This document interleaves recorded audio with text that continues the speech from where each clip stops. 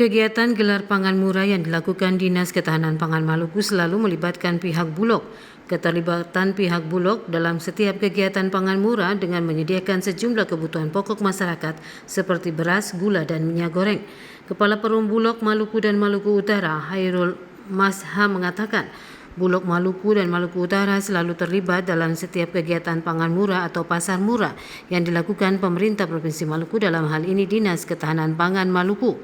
Keterlibatan pihak Bulog dalam kegiatan pangan murah tersebut dengan menyediakan komoditas beras sebanyak 3 ton di samping gula dan minyak goreng.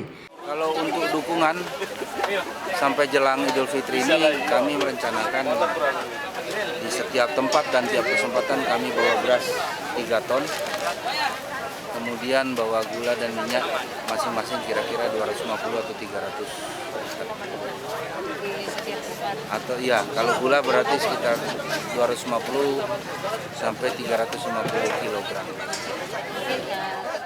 Pada kegiatan pangan murah yang dilaksanakan bersamaan dengan apel siaga pengamanan pasokan dan harga pangan jelang Idul Fitri 2024 di Lapangan Merdeka, Ambon kemarin, Bulog Maluku dan Maluku Utara ikut berpartisipasi dalam menyediakan kebutuhan pangan masyarakat yang terdiri dari beras, minyak goreng, dan gula pasir dengan harga yang terjangkau.